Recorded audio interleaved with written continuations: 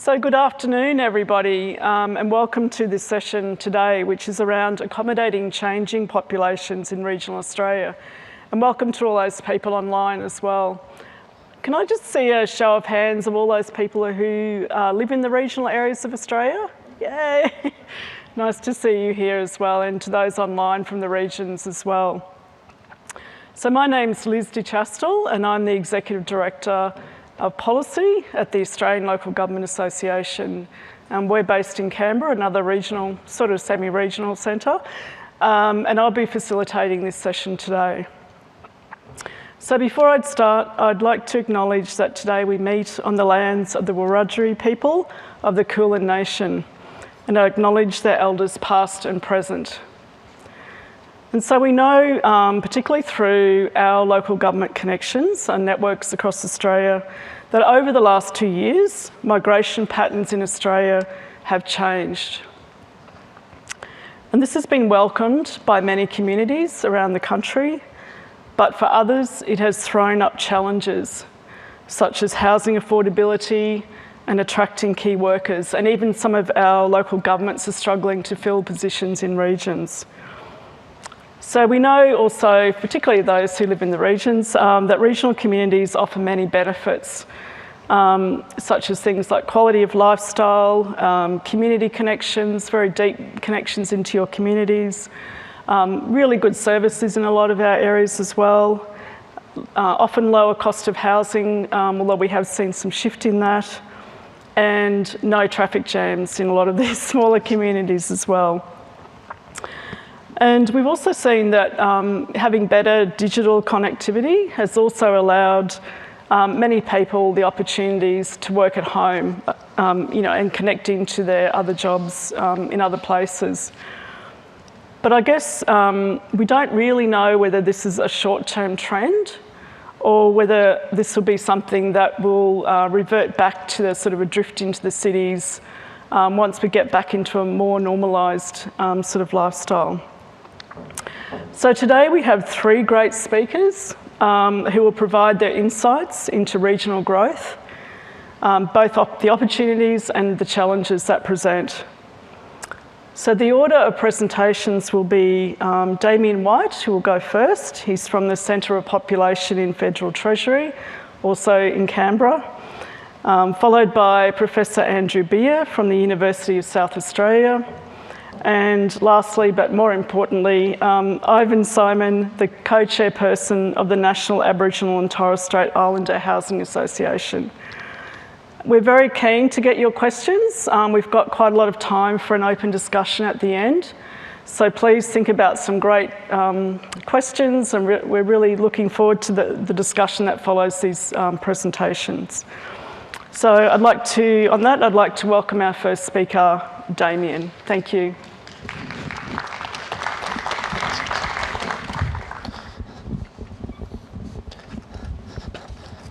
Thanks, Liz. I'm Damien White. I'm the Executive Director of the Centre for Population in Treasury. I'd also like to just join with Liz's acknowledgement of country as well before I start. As Liz said, I'm from Canberra, but I did grow up in regional and even close to remote South Australia through a bunch of childhood, so this is a good topic to be talking about. The Centre for Population was established in 2019 to be Australia's government's focal point for analysis of Australia's population, how it's evolving over time, and how to better plan for it. We produce forecasts of Australia's future population, including for the budget, which we're just doing right now, given it's in 4 weeks' time, and publications like the government's intergenerational report. We also do analysis and insights to support policy development with a population perspective. We take a mainly whole-of-nation perspective on population, given we're in the Commonwealth Government. So we'll have some scene setting, I think, for this session, using some of our data at the sort of higher levels, and I'll let others delve down into more at lower levels. I'm first going to cover the story of internal migration, a bit like Liz Little talked about, between regions and capital cities during the pandemic, and then give a related story that goes to the ageing of people in regions and cities and how they differ and what we might expect going into the future. I'm just going to mention a couple of things first. So my presentation has capital cities and regional areas. Regional areas is shorthand for everything other than capital cities. So it includes some pretty big places, right? So Geelong, the Sunshine Coast, Newcastle, for example, probably Queanbeyan, right on the edge of Canberra, those sorts of places. So we're not talking small regional places here necessarily. Obviously, I have like national averages here, and it means that various places could have very different experiences to that individually. So it was not the same for every place. And sometimes we go into projections of what our future population estimates are. This is based on our current best judgment of what we think will happen. And that is really saying that we expect population trends in the future will go back to something broadly like their pre-COVID state. And we do that because we haven't really seen enough evidence yet to make a different assumption, but we know it's an assumption, we know COVID's been a big shock, and that could be wrong. So we're watching carefully as to what's going on, and we'll adjust as time goes by. So let's see, we start here. Nope, I should have done that one first. Okay, so I've never seen slides this big in my entire life, so let's bear with that.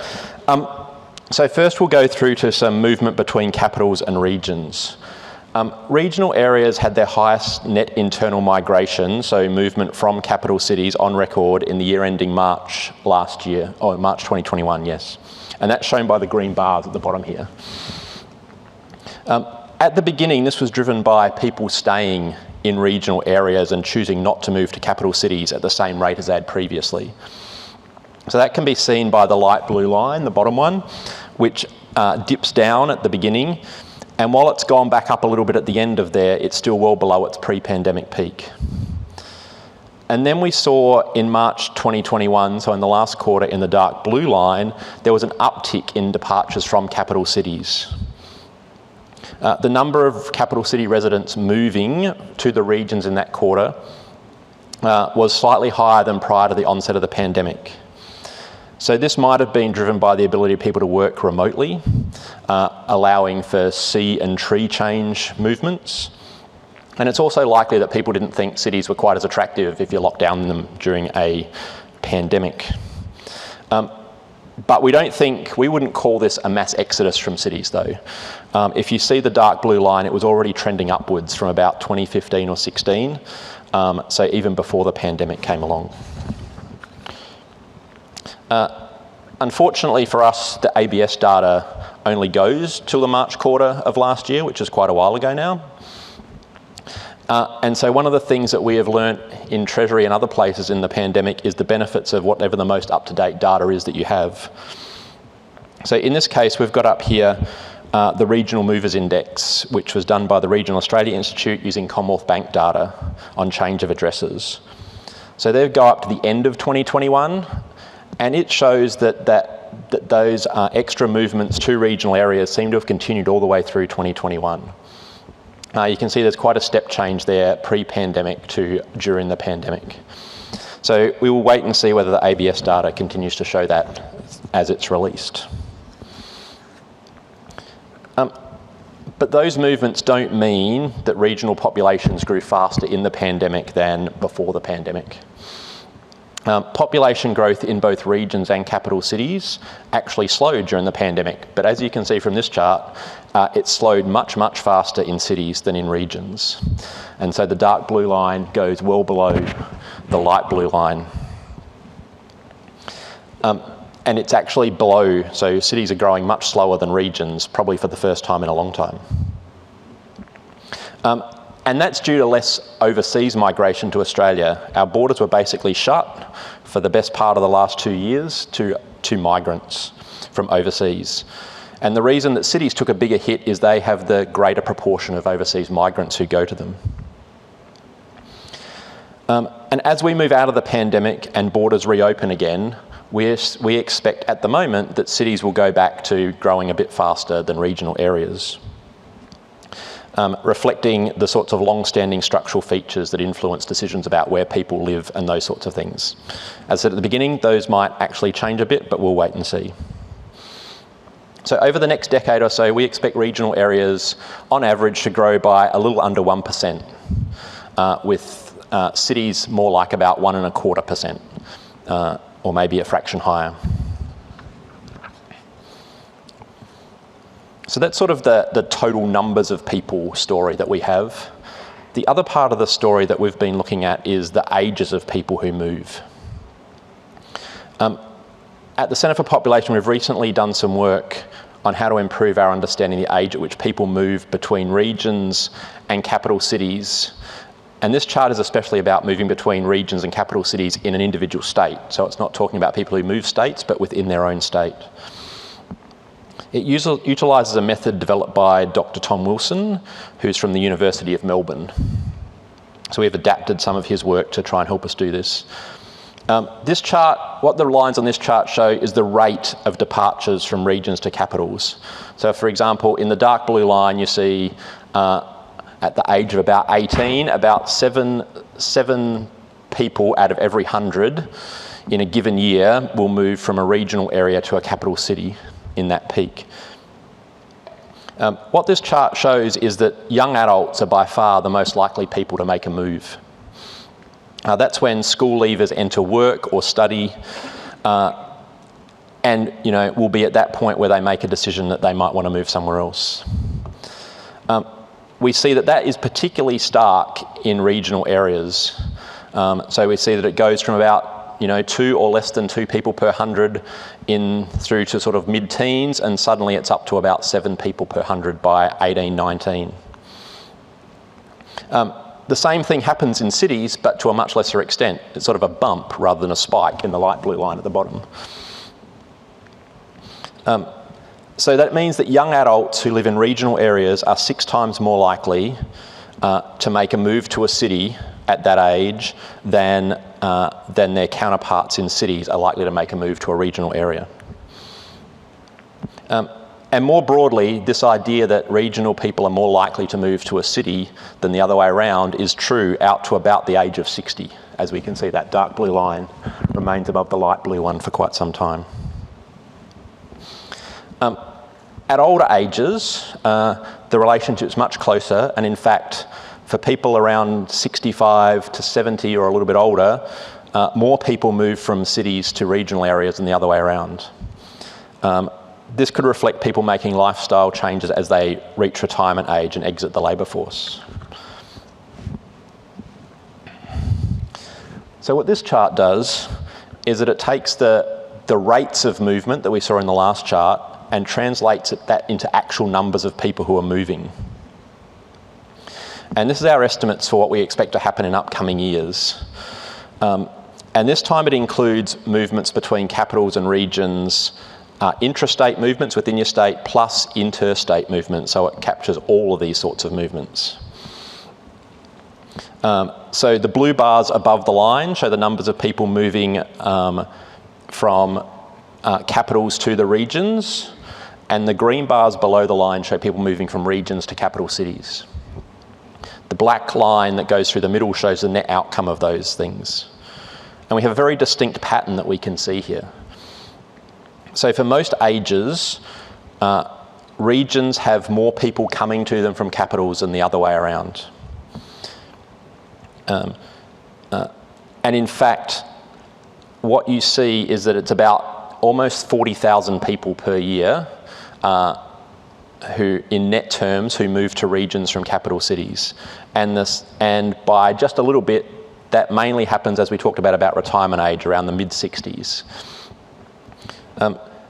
Now, this can look a bit counterintuitive given what I showed in the last slide, which was that the rate of people leaving regions was higher. But that's explained by the sheer numbers of people who live in capital cities, which comprise about 2/3 of Australia's population. That means that though the greater numbers for most ages outweigh the higher rate of people leaving the region, the greater number of people in the cities outweigh the lower rate that people leave cities. The big exception, as you can see, is the spike down in the late teens sort of age, around 20. That is those school leaving age people who are leaving regions in large numbers to go to cities. And what we'll then show next is we'll actually show what that means for age structures in both cities and the regions. So we sort of think this works, but I'll hope that it works well. We're going to have some movement and things. So this is the age structures on the left. Yes, on the left is the capital cities, and on the right is the regions. Now, this chart you can see, because they're on the same scale, you can actually see that the bars on the left-hand side in capitals are much bigger than the ones in the regions, which is that idea that about 2/3 or more of people live in capital cities. What you can see in this chart is that they sort of have a similar shape in that they are sort of wider at the bottom to mid parts and they narrow towards the top. But we can already see in the regional chart that the narrowing of people in the 20 to 24 age group and 25 to 29. So you can see that impact of people leaving the regions at those late teenage, about 20 years, actually has an impact on this this is in year 2001. Now this will then move out to about 2020, about now, maybe 2021. So what we can see in this movement is that overseas and internal migration patterns mean that young people from overseas and from regional areas move into capital cities, which means that the biggest population cohorts in the cities are people in about their 30s by 2022. And then populations in each of the age cohorts above that continue to decline. What we've seen in the regional areas is that, as we saw, younger people leave regional areas and older people tend to move towards them, and this shape has changed to be much more like a cylinder, straight up and down sides, rather than a pyramid. So in fact, the population has increased a bit, but it's sort of increased by having more old people than a more even distribution across the age groups. And as I said, our assumption that movements both of overseas migrants and internal migration means that we expect that to continue to happen over the next decade. So this takes it out to 2032. And in 2032, we see that the biggest age cohort in the regions is 60 to 64-year-olds, is our projection. And in capital cities, it's 20 to 24-year-olds. As I said at the beginning, though, we will be watching really carefully to see if those trends from pre-COVID reassert themselves and whether we've managed to make a good projection or we will have to we'll change what we're doing. So things that we'll be keeping an eye out for is, can regions retain those young adults who've postponed moving through the pandemic? Will they remain in those regional areas because at that time that they had an opportunity to move and they didn't take it? There are things like their education, work or relationships have kept them there. Will remote work arrangements continue as we've seen over the last little while, meaning that more workers can live and work in regional areas than has previously been the case? As I said, this will be a continued focus for us to see what happens, and there's an upcoming release of census data in the next few months, and that will be one of the really important things that will help us better understand what's happened in trends in population movements. And this is a really tricky space because we've seen things like the ABS uses a lot of Medicare data to track movements of people as they move, whether it's within cities or from cities to regions, and that's been upset a lot by the vaccination program, and a lot of people are updating their address data in ways that they would never have done before. So we've got a lot of noise in the data at the moment that's proving a bit tricky for us to look through. And I'll leave it there, but we have a website, population.gov.au, for any of you who want to check out a lot of the stuff that we do, and I will then pass on to Andrew.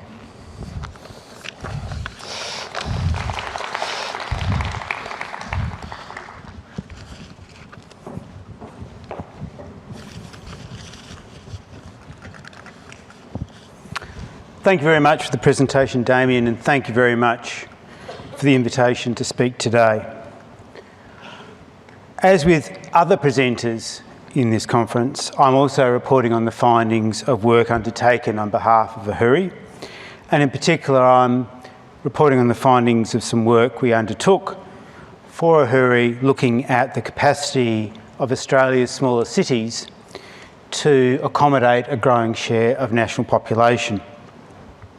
When the research was established, it was pre-pandemic, and there was a strong interest in understanding whether Australia's booming population could perhaps be encouraged to live in our smaller cities as a way of finding a better fit between population growth and the availability of space to fit them in.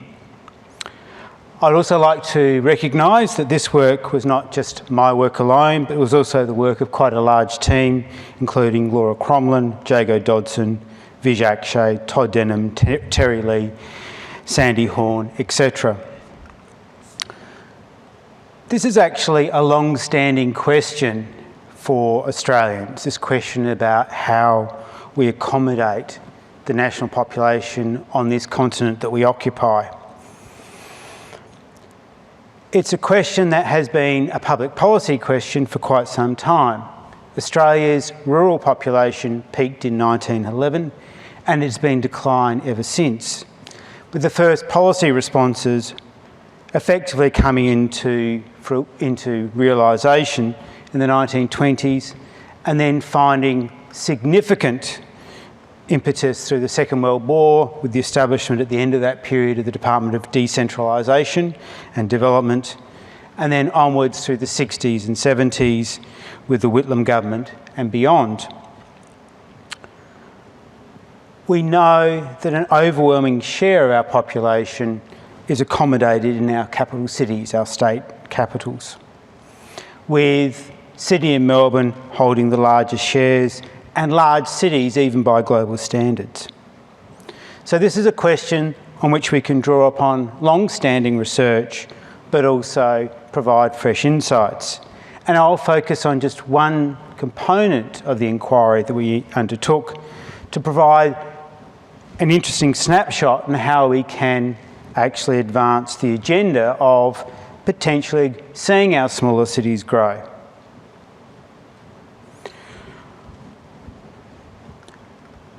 I'm going to cheat by sharing with you the findings. Some of these will be unsurprising and some of them may perhaps provide new revelations for you. I think one of the things we have to acknowledge is that unless we do things differently, a greater percentage of Australians will live in our larger cities in 20 years' time than they do now. Our bigger cities will continue to get bigger, and many other parts of our regional network will continue to shrink. Australia is one of the largest immigrant receiving nations on this planet and has been since the end of the Second World War. But 85% of immigrants arrive into two cities, Sydney and Melbourne, where they've made a substantial contribution to economy and society. But the question is, can we actually reverse that pattern of immigrant settlement in this country? And the answer is not easily. But the second component to that is that change is possible. And we need to look at another major immigrant receiving nation, which also has a British heritage, which also has a Westminster system of government, Canada, to see that in that instance, a sharing of power between the federal governments and the provincial governments has actually resulted in greater rates of settlements of new arrivals into smaller urban centres. So change is possible, it just looks likely to be difficult under Australia's current federation. One of the things we have to acknowledge that many people coming into smaller cities actually come from other parts of non-metropolitan Australia. Damien's just presented to you some fascinating data on the flow of people from the capital cities into the smaller cities of Australia. But there's an equally important flow, in fact a more important flow, that is comprised of people from other parts of regional Australia moving into smaller cities, and it's people from one smaller city moving to another smaller city. And that's an important part. So it's important that we understand the dynamics of that process. But it's also important to recognise that in net terms, it means that we're simply reallocating population amongst the smaller cities rather than finding, if you like, new smaller city residents in terms of a population settlement policy. And in saying this, I also acknowledge the processes of sea change and tree change have reshaped this pattern over the last 30 or so years. But of course, it's only worked for some parts of Australia at some points in time, often with impacts that we perhaps would not welcome. For example, there was a time in the early 2010s when Port Macquarie had the most expensive housing market in Australia and one of the most expensive globally. What remains the case now and into the future is that young people leave smaller cities to find education and employment opportunities. One of the reasons why Australia's capital cities grew more slowly over the pandemic, and this was particularly the case for Melbourne, was that young Victorians in particular delayed their entry into university education or first jobs in the capital city because of the pandemic, and that was an important driver. This suggests with that impediment to movement removed for many young people, the switch will be on for that out-migration to take place in what Damien has identified to be a key cohort. One of the important findings in our work across the inquiry was that there is a weak link between employment growth in smaller cities and population growth, and the direction of the relationship varies from place to place. This is actually a significant challenge to our understanding and the economic orthodoxy. So what it says is jobs growth doesn't necessarily lead to employment growth in many parts of Australia, and in some parts of Australia, population growth actually leads to employment growth, which runs contrary to the received wisdom and has, of course, very important implications for the policies we should follow if we want to grow our smaller cities. An associated problem is that where there has been growth led by employment growth, it's often been in low-waged employment, and this low-waged employment is not attractive if you're also seeking to bring in people from the better paid major metropolitan areas.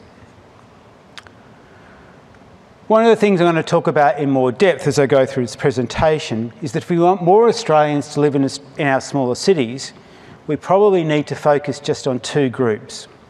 And we've labelled these the aspirational changes, which are 21% of the Australian population, and the lifestyle maximisers. And I must say, lifestyle maximisers perhaps defines most Australians at 54% of the total. By targeting our messages of change and by targeting our policy frameworks, we are likely to get better outcomes. Finally, in terms of headlines, I'd just say that there are viable policy options available to governments.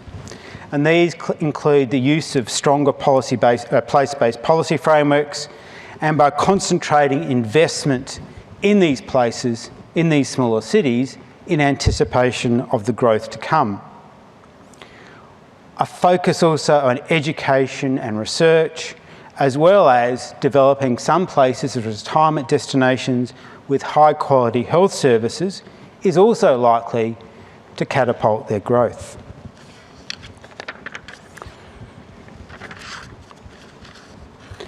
As Damien has already noted, there was an observable change in migration processes in Australia over the pandemic period, which we now all believe and hope is coming to an end.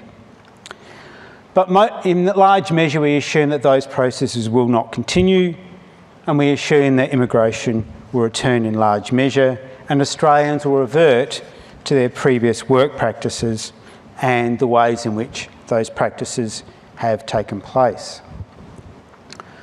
When you look at which smaller cities, which urban centres in regional Australia have grown, you see some significant trends, three in fact. So larger larger centres, smaller cities, and those that are close to major metropolitan areas have been increasing their population more rapidly than other regional centres across this country. Coastal urban centres have also been growing faster than those in the inland, whereas population losses tend to be concentrated in inland, smaller, remote, and often resource-reliant towns. In large measure, where we see the growth of urban centres in regional Australia, they're in the commuter sheds of the state capitals, particularly Sydney, Melbourne and Brisbane, but evident to a degree also in Western Australia, South Australia in particular.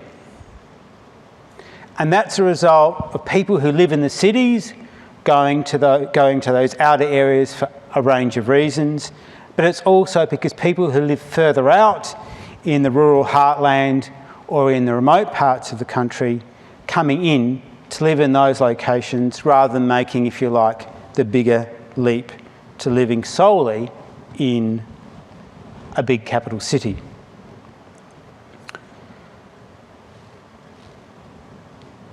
So, one of the key questions we sought to answer through this research was, can we encourage migration to smaller cities? And in asking that question, we did not distinguish between immigration or immigrants from overseas coming into smaller cities or people already living in smaller cities coming into, people already living in our capital cities coming into the smaller cities. And one of the key issues for us was, of course, the pattern of settlement in the big capital cities, the metropolitan areas for overseas arrivals is very firmly established and probably reinforced by current policy settings. There's a bigger movement of the population already within Australia, including those who were originally born overseas. And so in large measure, we focused on this group. And we asked them about their preferences for where they live and what would encourage them to move to a smaller city. We used a method called stated preferences, which is an econometric method, where people are given a series of questions where the answer to one question then leads on to the next question. For example, do you prefer a cat or a dog as a pet? You say dog, do you prefer a large dog or a small dog, etc. And in that way we can develop an understanding of the skill set. And the slide that I present here gives you an understanding of what factors shape the decision to move to smaller cities for people living in Australia, some of whom would have been born in this country, some of whom would have been born internationally. We had a sample of approximately 3,000 people, and our findings were both robust and statistically significant. I think it's worth reflecting on those things that were most impactful in terms of the decision. Quality of life, quality of healthcare, crime rate, cost of living, and housing costs were the top 5. Then you see some other factors below that, such as proximity to family and friends, employment opportunities, pollution levels, climate condition, and traffic congestion. Overwhelmingly, quality of life factors determine whether people are willing to move to a smaller city. Now, to go back on a point I made before, this challenges the economic orthodoxy that it's employment conditions that are shaping the decisions about where we live and where we choose to make our lives. It's quality of life factors.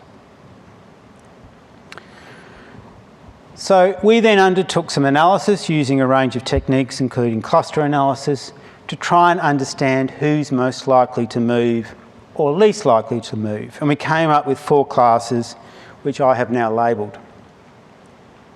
So the first group are the urban careerists, which are 16% of the population. Now, if you're my age, at one stage we would have called these people yuppies, but we no longer use that language. These are your younger, professionally focused, high income, highly credentialed individuals interested in advancing their career and working and living in places where they can maximise their career potential and maximise their income. Almost without exception, they lived in large cities and they'll be reluctant to move to a mid-sized city for a range of reasons, particularly because of its impact on their future incomes. They probably live in the inner city, they're wedded to the city, they want to stay there, and that's perfectly fine, of course. The second group are the aspirational changes, which are 21% of the population, so a very substantial proportion. They did display a preference for living in smaller cities if they could. They're sensitive to unemployment rates, but it wasn't a major impact on their decision making. They tend to be a mix of young individuals living by themselves or shared households, and middle-aged individuals living in households with children. They're often educated at a tertiary level, employed full-time in managerial or professional jobs in the white-collar sector, such as information, media and telecommunications.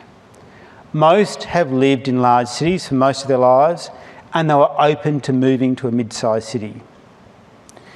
They'll be happy to move to a mid-sized city if there was good quality opportunities in terms of employment and education, as well as a physically attractive environment. They were particularly keen if they could believe that moving to a mid-sized city would help them get into home ownership or stay in home ownership, and that there would be secure employment. They weren't necessarily affected by the pay rate, but they were careful to make sure there would be a job for them to go to and to stay in over time. Class 3 were the lifestyle maximisers at just under half the population. And in many respects, they were indifferent to where they live. Where they move to or where they choose to stay was based on a trade-off. And that trade-off involved wages and the cost of living. And that cost of living include housing costs, commute times, unemployment rates and the distance to the coast. They didn't want to live in an industrial city or an agricultural town, and they wanted to live in a pleasant climate. They tended to be older, low-income individuals who weren't tertiary educated, and they were open to the prospect of living in a mid-sized city under the right circumstances. For them, quality of life was everything, but quality of local health care was paramount. Housing costs was important also. If they could be guaranteed access to high-quality health care and support once they're retired, as well as home ownership, they'll be particularly keen to move to a smaller city. In many ways, this is a group that represents the traditional cohort of sea changers and tree changers in Australia. The final group I want to talk about is small is best. I won't say much about them because they're already there. They've always lived in a small city, they'll want to live in a small city, the next place they'll move will be in a small city, and they're an important component of that churn I talked about before of people from regional Australia moving to other regional centres.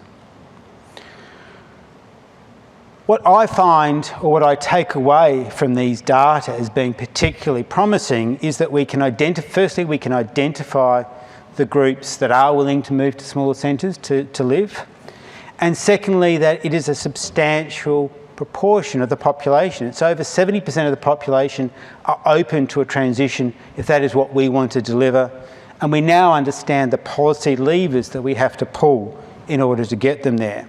And that was perhaps something we didn't know in the past. So how can we proceed? And I'll finish with this. In our final report, we provide 5 policy options. Option 1 is unlikely to bring about any change, because if you always do what you've always done, you always get what you've always got. And that is what we conclude about current policy settings. Our current policy settings will continue to reinforce the metropolitan dominance that we see at the moment. What I would recommend is, in fact, a portfolio-based approach of place-based policies that seek to concentrate investment in a smaller number of cities, tied to better land use planning. That will enable growth to take place. And many of us will be surprised to realise that there are many urban centres in regional Australia where it's not possible to build simply because the planning hasn't allowed that, hasn't kept up with demand. Further encouraging growth of higher education in smaller cities would also assist many people move into those places, as well as encouraging, through the investment in health services in particular, but also perhaps public transport, people who want to move to those places in order to retire. I think a combination of measures is most likely to deliver the outcomes that we seek. And in many ways, I think the pandemic has reinforced for many of us that there are risks of living in our bigger cities, and we can control some of those risks by living in smaller urban centres. Thank you very much.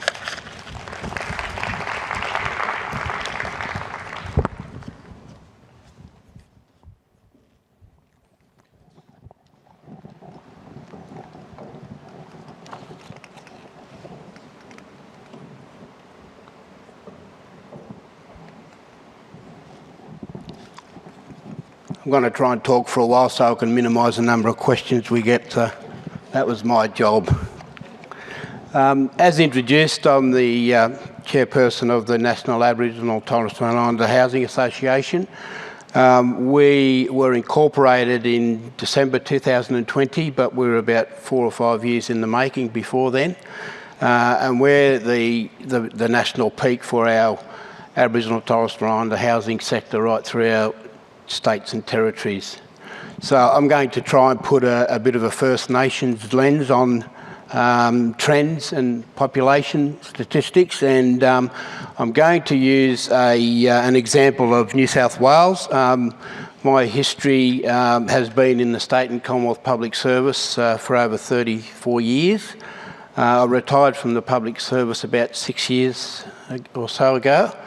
And I was actually working for the New South Wales Aboriginal Housing Office, which I helped establish back in 1998, and I went back there 2 or 3 times for different reasons, and that's where I retired from the public service. But I started to work with community groups, and I still do that, but I also help pay the electricity bill through work with the Aboriginal Resource Unit in New South Wales, who supports the 4 Aboriginal tenant advice and advocacy services. So I have an opportunity to be on both sides of the counter, I guess, representing tenants in tribunals, particularly with real estate agents and so on, but also with our housing providers who are subject to continuing reform agendas at a state and a national level continually. And so the goalpost keeps getting moved all the time.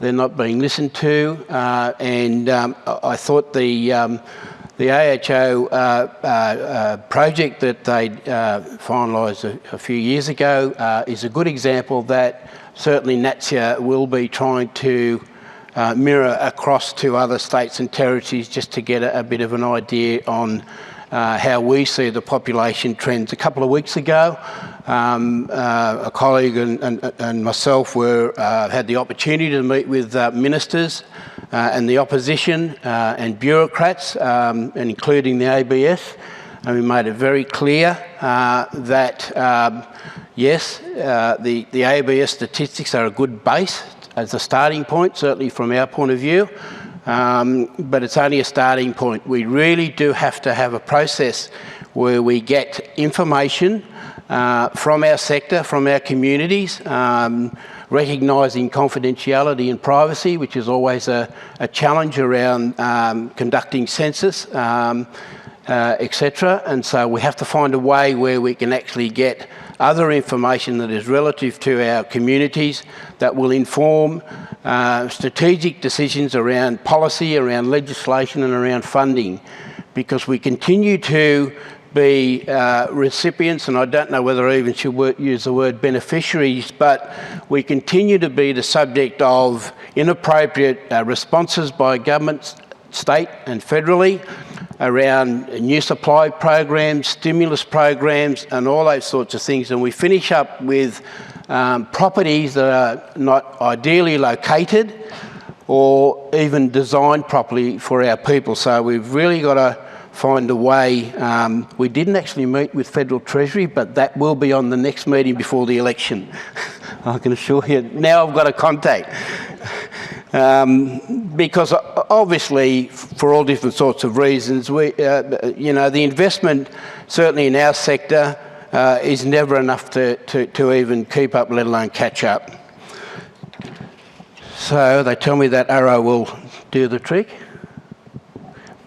So my good friends, actually just on that work that I've been doing since leaving the public service, I haven't had a chance to even catch a couple of hours sleep. So I've been looking in the public service notices for an opportunity to go back in there so I can rest back into So the community, I tell you, they don't let you rest.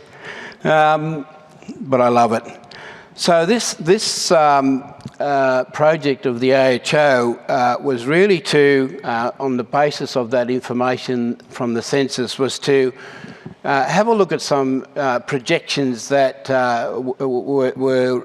it was demonstrating around how they can respond in New South Wales to those moving people. And of course, by culture, our people move around a fair bit. Some might call it overcrowding. Certainly when the census is done, they might report that as severe overcrowding at that particular night, but it's highly likely that, and it's been said quite regularly, that it's more underreporting that we're concerned about around our people participating in the census information.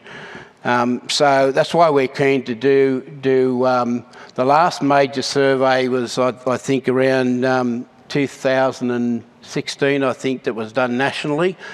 And we're talking to the government to do another complete housing needs and the condition of the stock and some other details around social disadvantage in our community, so we can actually have a better idea on what it's telling us. I don't have any graphs or tables and things like that. I hate spreadsheets. I'm chair of a few organisations. I just tell them, just tell me the words, where you've overspent, where you've underspent, and the bottom line of whether we're over or under budget. Simple as that. So the information was extracted on a different types of areas, and if you were to, on your phone, Google the New South Wales Aboriginal Housing Office, and if you clicked on publications, you will actually find that report. While I'm speaking, you can go through the detail of it. So the family, or DCJ housing as it's known now, it's on their districts, as well as Indigenous regions and remote areas. So you'll find all of those different statistics in that report, which I'm not going to go through in detail here. So in the executive summary, it'll explain, and I'm quoting here from what it's saying, because I wasn't at the AHO when this was done, so I have no involvement in it, and that's not to say that I'm saying that there's anything wrong in it. The Aboriginal population and household projection data for future years are required for needs analysis, policy formation, program and project planning and service delivery. And having said that, the AHO, I understand, are in the process of property transfer, their properties over to our community housing sector in New South Wales, which is a great thing in itself. The 2016 census, which informed their work, was released at the time they were doing it, and so the count of Aboriginal people in Australia increased by 19%. So that indicated a very good and increased participation rate, and that was between the years 2011 and 2016. So that was quite a big jump, and I know that the ABS have been putting a lot of resources and effort into that increase.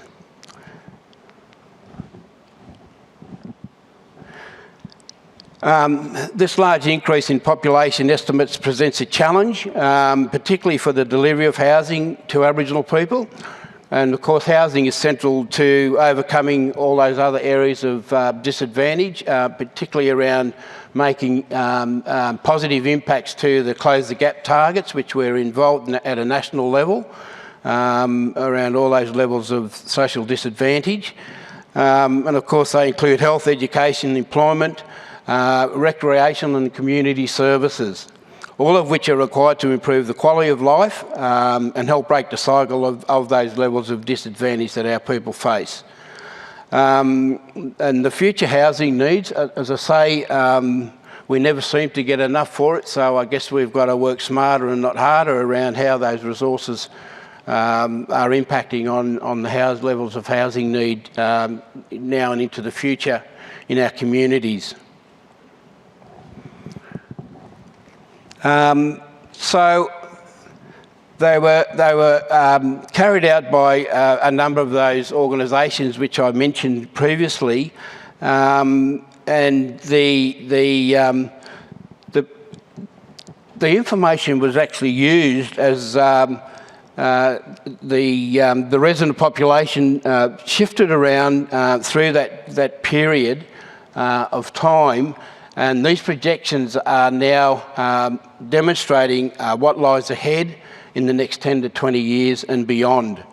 And so they show that the total Indigenous population of New South Wales will increase from 265,600 persons on that date in June 2016 to over 426,237 persons around June 2036.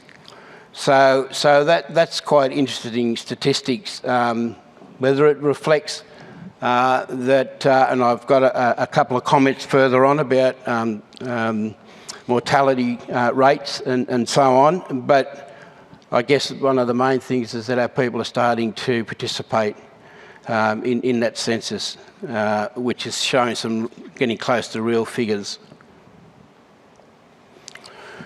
So over the next 20 years, the New South Wales Indigenous population will grow on average 2% per year. And again, this is what the report is saying and what the analysis has come out.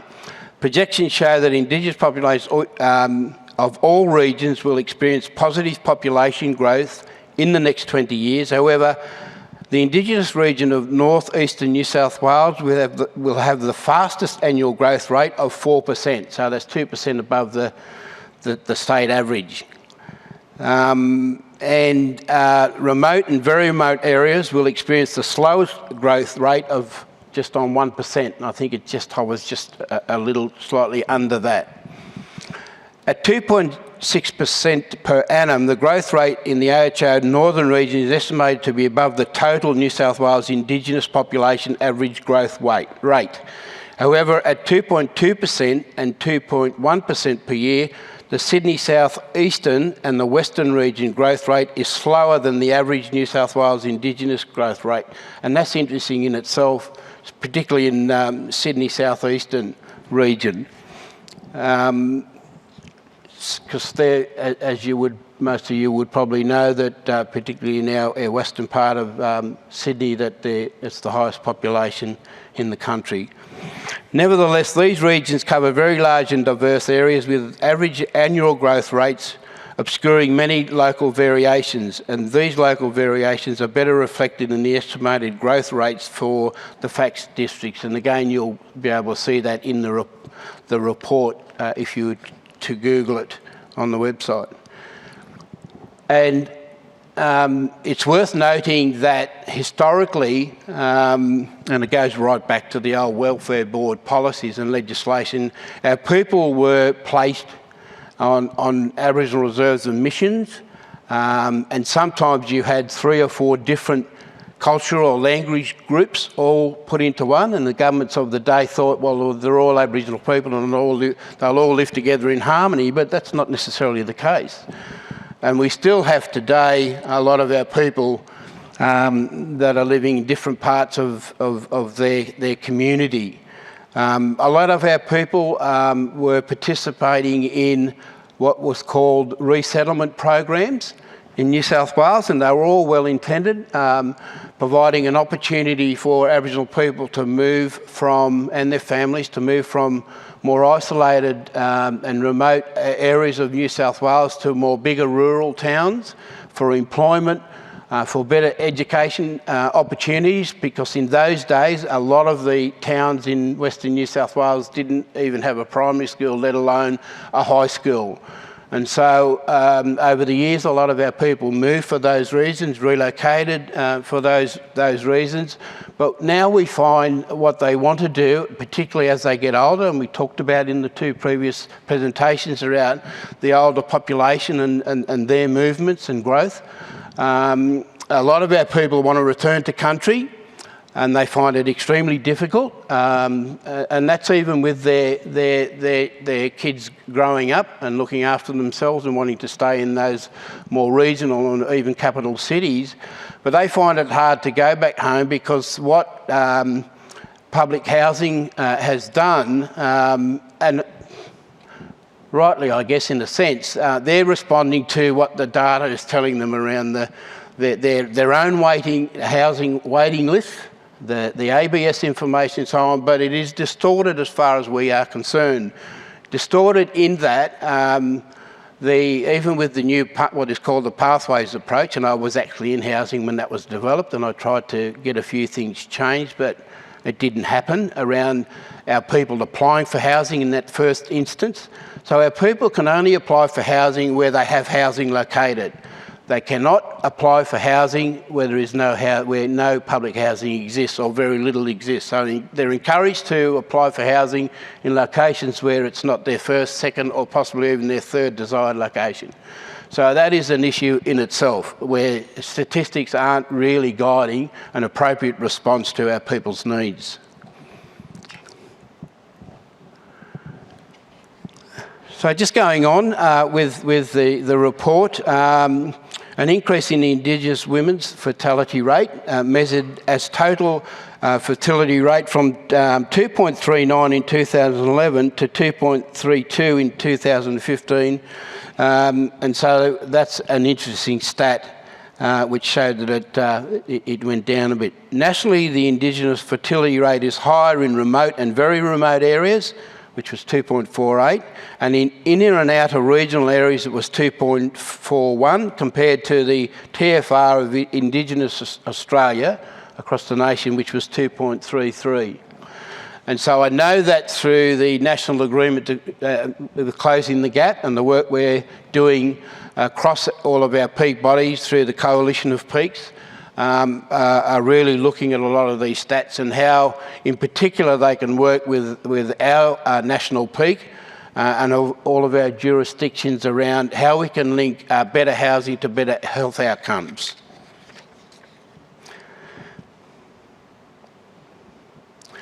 So combined with very slow improvements in adult age mortality rates, this has resulted in a young age structure population. The Indigenous fertility rate is not anticipated to decline in the immediate future. The projected median age is also anticipated to show little change over the next 20 years. This means the Indigenous population will remain a young age structure for the next 20 years. That's an interesting observation or assessment in itself. It is expected that the New South Wales Indigenous population will remain a relatively young population with a male median age of 21 years in 2036 compared to 21 years in 2016. For females, the median age in 2036 will be 23.2 years against 23.5 years in 2016. So this is from the Aboriginal Housing Office and their interpretation and response to the data. And this includes some current initiatives. And this is what I like to see. I've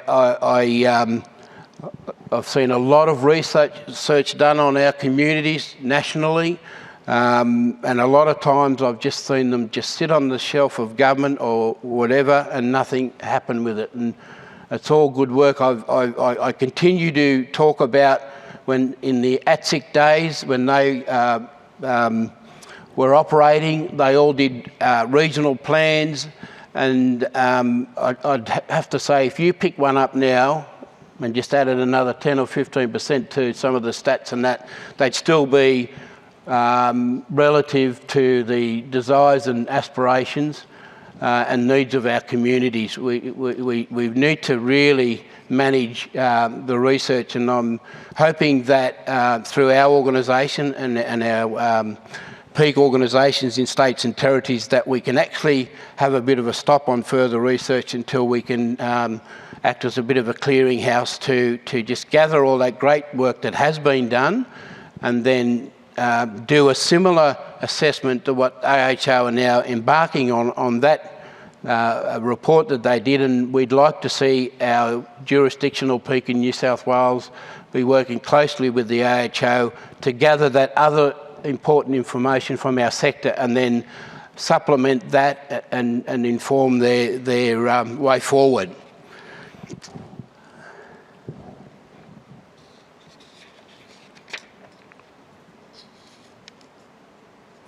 Okay, the most recent Aboriginal projections in New South Wales, which draw on the 2016 census, show that over the next 20 years the number of households will increase from 95,495 to 175,718. And that's with the impact of restrictions on where they can live as well. So that's a big increase. Or over 80,000 additional Aboriginal households. In other words, on average, every year 4,000 new Aboriginal households are formed. And that would include underestimated or under participation in the census as well. All regions are forecast to experience positive population growth in the next 20 years. However, the Indigenous region of northeastern New South Wales will have the fastest average annual growth rate of 4%.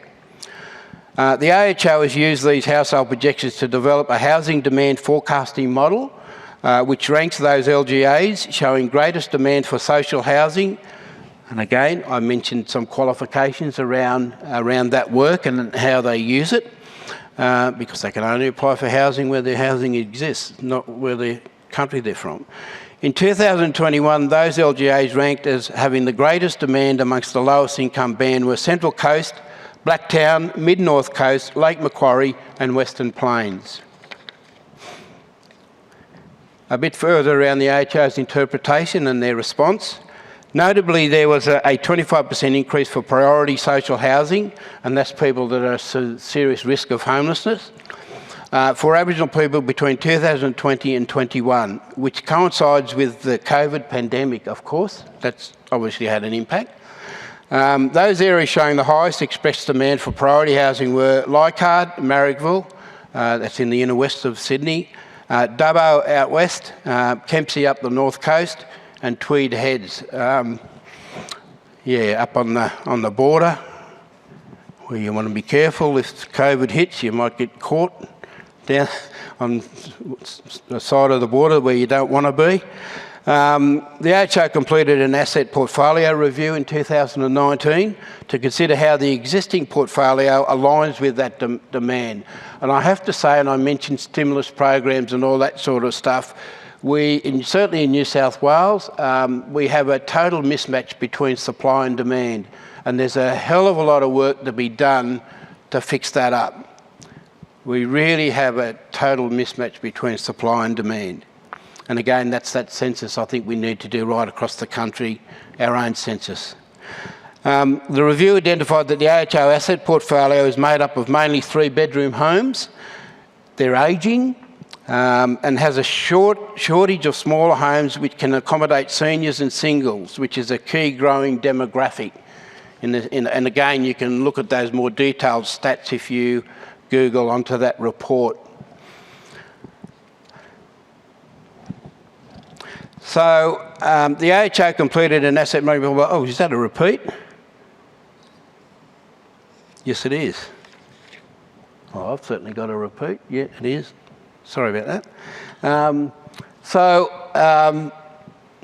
In response to the asset portfolio review, the AHO is employing a range of strategies that include, and they're not limited to this, they're still working on their response to that work, which is great to see.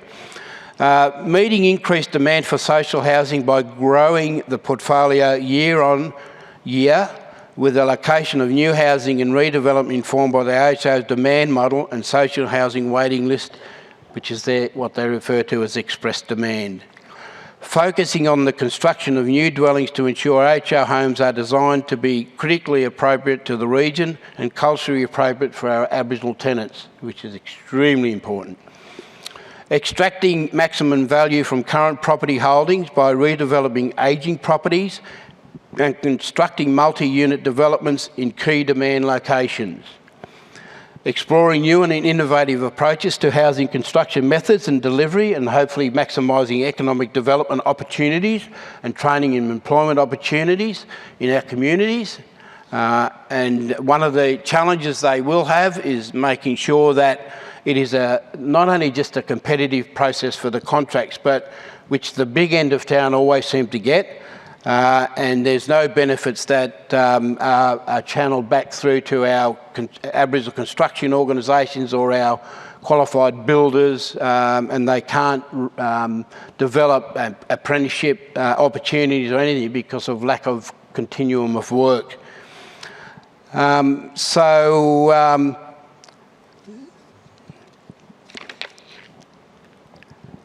the AHO property portfolio, they own about 6,000 properties, and as I mentioned earlier, which is great, they're in a process now of transferring over the management, in some cases deeds and titles, in other instances, not necessarily with AHO properties, but they're transferring them over to our sector.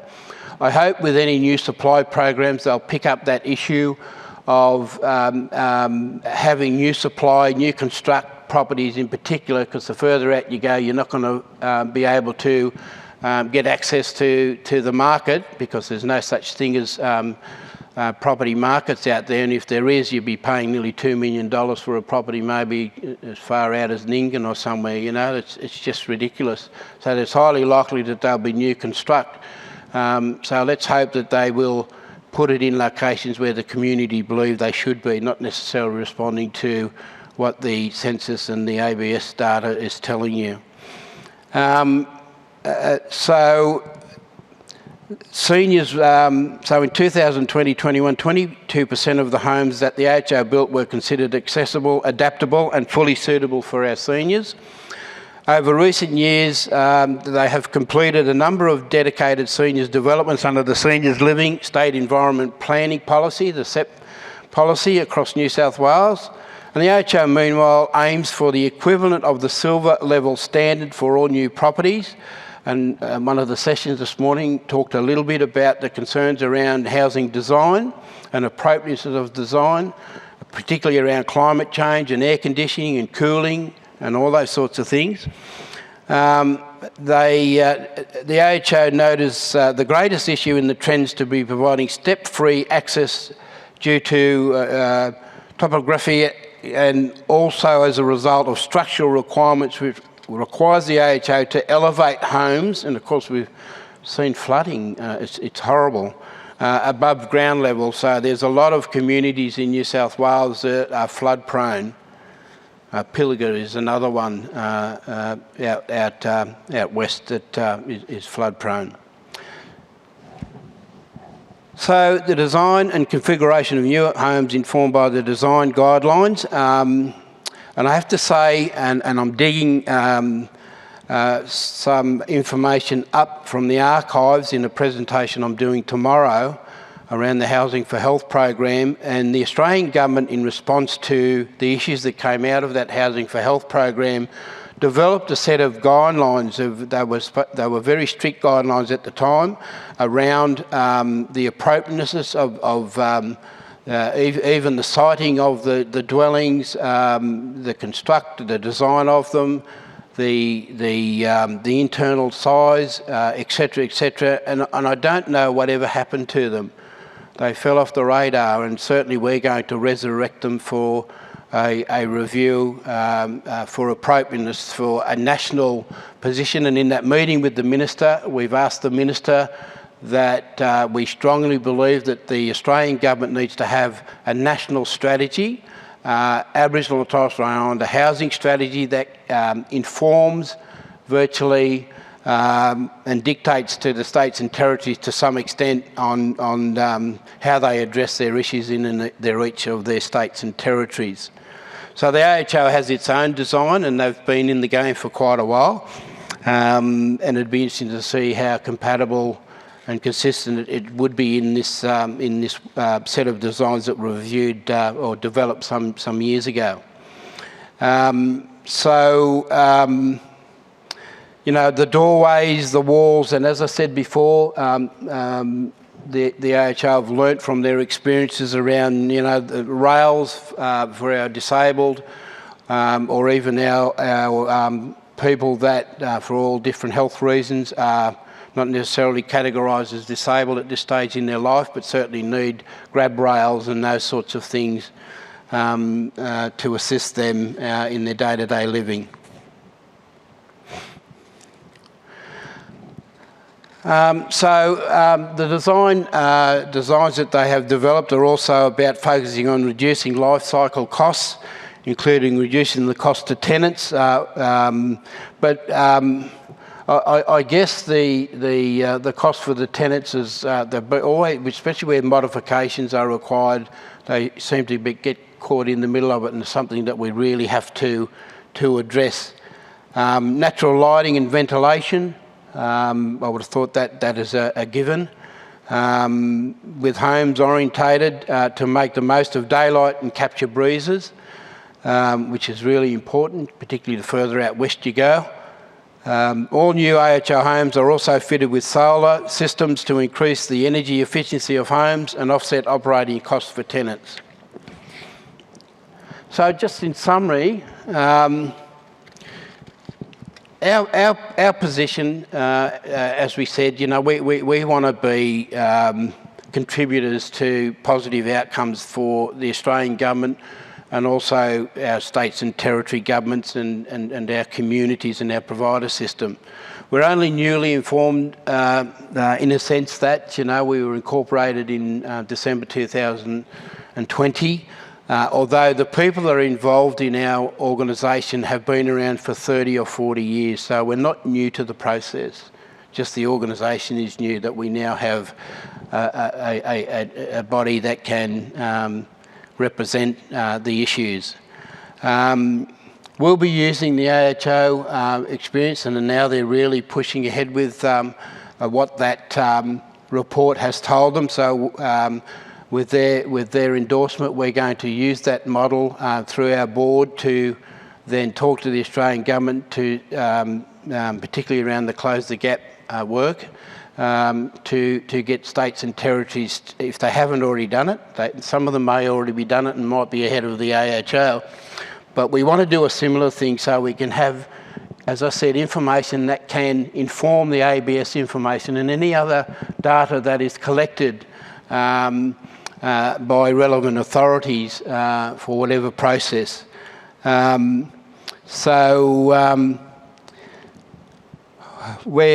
I've already mentioned about the survey, I won't go through that again, but the Australian government is starting to hear what we're saying. I hope that they move on it sooner than later with us, because it's a process that if they agree to, is going to take about 18 months to develop, and then implement it. So it will take a bit longer. So it's not something that can be developed overnight, and we have to do it with our sector and our community.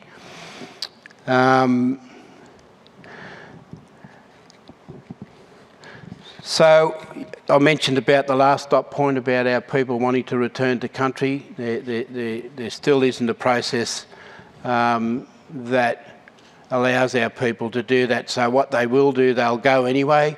In some cases, they will even abandon their properties and they'll go and live with family, and that creates problems in itself, I guess, around severe overcrowding or our elders living in inappropriate conditions. So I hope that was useful information for you around a bit of a lens on First Nations issues and the work that we're embarking on going into the future. So thank you.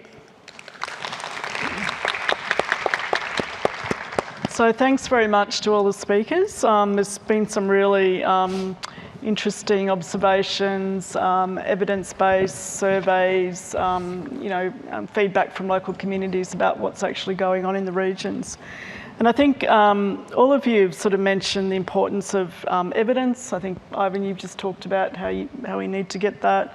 Some of our data probably isn't keeping up with trends. We're always sort of trying to sort of catch up with data, and Damien mentioned the issues around like getting Medicare data, for example, about where people are living. And then Andrew's done a fantastic survey, just trying to sort of gauge aspirations of people moving into the regional centres. But one of the questions that's come up, and I think it's one that's probably on a lot of people's minds, and I'm going to throw it open to all three panellists. Some of you did mention that you, assuming that we will go back to pre-pandemic sort of migration patterns, and even Ivan, you were talking about how there's a move to country and some of those regional centres as well. So probably keen to get your views on why you think it will go back to pre-COVID patterns, what your assumptions are around that. So maybe I'll throw it over to Damien and go to the other speakers after that. Thank you. Thanks, Liz, and thanks for whoever asked the question. I've been involved in several things in Treasury where we try and forecast stuff, and I think the biggest lesson I've taken away from that is that we're not forecasting ever to try to be right, because you'd feel really bad about your job if that was your measure of success. Sort of as I mentioned when I was talking, we use that assumption because it has been around for a long time. A bit as Andrew said, there are some structural things that meant that people move like that, whether they are migrants who come to the country or the way people move in the country. And while we accept that there has been a big change from COVID and those sorts of things, and it is entirely possible that things could be different into the future, at the moment we don't have enough data to have a better assumption than actually what happened before, for good reason, is not our best guess at what happens next. But as I also said, I'm happy to accept I could be wrong and that we might have to change our minds at some point, but that's sort of why we're in that world. Yeah, thank you. And look, I agree. If you make a forecast, you're likely to be wrong and you just have to accept it. I think there are 2 points I would draw people's attention to. First is, as I mentioned in my presentation, and it was discussed elsewhere, a lot of the impact of COVID on population growth rates in the capital cities and in the regions was that young people stopped, or I would propose delayed, moving to the capital cities for education and for job opportunities. The reality is, country kids move to the big smoke to get the big smoky experience and to have the university experience. They don't necessarily go there for the curriculum. They may well actually move to the city and then watch all the lectures online. But as someone involved in the education industry, I know that our students want the university life experience, and that's what they're really moving for. So I think that's going to revert to the long-term trend without a doubt. The second thing is, in terms of working from home, I accept that there will be more working from home than there was in the past, but I don't know if it's going to be sustainable in the long term.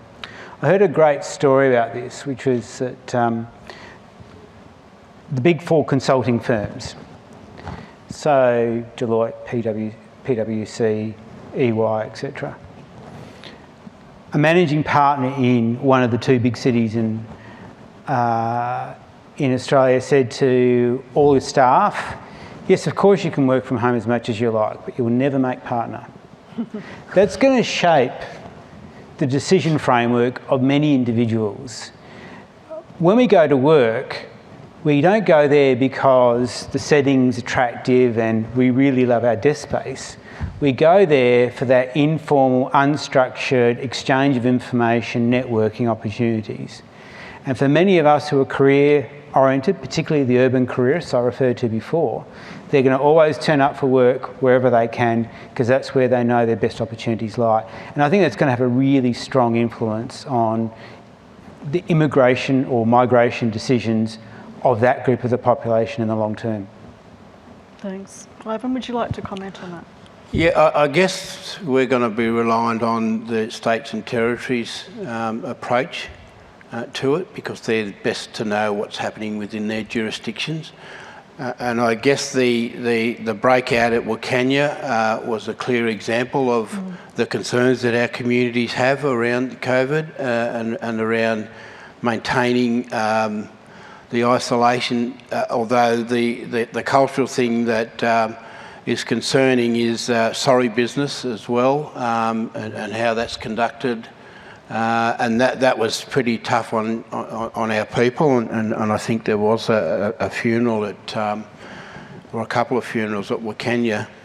So I guess we're going to be reliant on what comes out of the work from each state and territory, and we do have three established peak organisations, one in New South Wales, Aboriginal Torres Strait Islander Housing Peak Organisation, one in the Northern Territory, one in Queensland, and one in New South Wales. But on our board we have representatives from other jurisdictions that are establishing peak bodies, and so we're trying to link them into any considerations that, especially because we have jurisdictions participating in the Closing the Gap national agreement. So they're already sitting at the table around implementation plans and all that sort of stuff. So when we do get to that stage where there might be some resource availability, financial resource availability, we're going to need to, we've already flagged in our sector strengthening plan and our implementation plan to the urgent need to get updated information. Yeah. That's right. And just following on from that, this is probably a follow-up question, that if we are going to encourage people to live in the regional areas of Australia, and we've heard some of the challenges, like how do we get all levels of government on board with actually providing infrastructure, providing services, you know, as others have mentioned, education, healthcare services. What are your ideas about that? We're over-governed. You're over-governed? Get rid of local or state government. Yeah. Okay. Well, I managed a $240 million housing and environmental health program in New South Wales, and that included water and sewage programs and some work on fixing up roads on discrete communities, if you like, or reserves and missions, and to engage with local government and then where appropriate state government, because the state government did have a program around water and sewage as well. And to sit around with those levels of government can be tough going. And at the end of the day, we've got our community over here who, if they're lucky enough, can get appropriate drinking water and a sewage system, an appropriate sewage system that is serviced and maintained by the local government. To pull all that together can be, and we had two communities that still don't have it done now because of the lack of commitment of those government authorities. So we've got to do something about that, you know. And I'm trying to get a bipartisan approach at a national level, and then through the new arrangements. It used to be COAG, but moving on from COAG, we really need to have a long-term commitment of all levels of government to have a real genuine attempt at closing the gap. Otherwise, we're going to be here in 20 years' time talking about the same statistics and the same inappropriate outcomes or the lack thereof. You know, we've got to get away from that. You know, the Westminster system does not work for our culture. Yeah, thanks. Andrew, do you want to add on to that? Yeah, I think with respect, I disagree. I don't necessarily think we're over-governed. In the OECD, we're one of the least taxed nations there is. So the total impost on the economy and the individual is actually quite modest. The Danes pay 2 cents for 100% more than we do. I think the real problem is where the responsibilities lie. The decision making is too far from the implementation. If you think about a bridge over a creek near Moree, for example, in all likelihood, the funding for that comes out of Canberra and the decision to build it comes out of Sydney. That's just ridiculous. And I think we need to do more to empower local communities. That's the real answer. Do you want to add anything to that, Damien, as well? I'll add a little bit. So one of the jobs we have at the Centre for Population is a 3-yearly population plan, it's aimed to do a couple of things. One, it tries to get consistency in the way governments across Australia do population forecasting. So it's kind of a hard ask because there's a few incentives on all different governments to have certain views about what their population will be, mostly about, you know, we're growing great and going gangbusters. But one of the actually important things that sort of goes to the things that Andrew and Ivan talked about is tries to bring together all of the policies that affect changes in population and the experiences that people have. So it's actually about saying, you know, if you're going to have growing population here, you do need stuff like actual physical infrastructure. You do need services like healthcare and schools, and for older people, aged care and those sort of things. And actually to sort of bring all those together so that you're actually thinking about it a bit more coherently across things. Doesn't quite go to the extent that Andrew talked about the whole levels of government thing, but across the Commonwealth and state governments, it's trying to get that. This is a lots of policy issue. It's not just population policy. So our sort of view is that the grief comes with population when you get unanticipated changes that sort of run ahead of the services and infrastructure that people have. And this is an attempt at trying to, you know, dip into that problem. Thank you.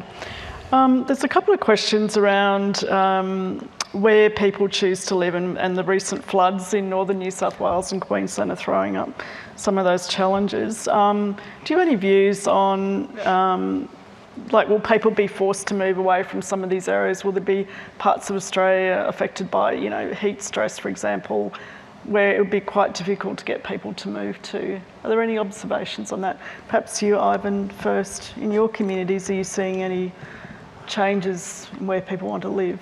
Well, I haven't, with the immediate situation. At this stage, obviously there'll be quite a number of people that are going to be disadvantaged by it, but I would expect, and I think that one community up north, Cabbage Tree Island, were all required to evacuate, and I have family on that, and that's just near Lismore. I would expect that wherever they're relocated to, for them will only be temporary, because that's country. They will want it, no matter what happens with a new design approach or whatever, they will eventually want to go back to country. Andrew, are you seeing any sort of trends in the work that you're doing, you know, surveying people about how climate change might be affecting their decisions of where they live? Yeah, part of our research did look at the question of climate change, and the impacts of climate change are undeniable.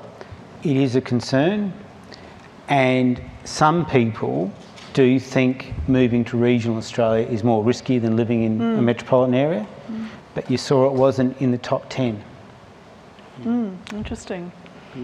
Damien, have you seen anything in the work that you're doing around that? So I don't think in the population data itself. I mean, it's quite obvious that a bunch of places that people consider have a nice climate and the coast are very attractive, sort of as Andrew said, right? So people are moving to some places that might be, you know, a bit less predictable and easy to live in into the future.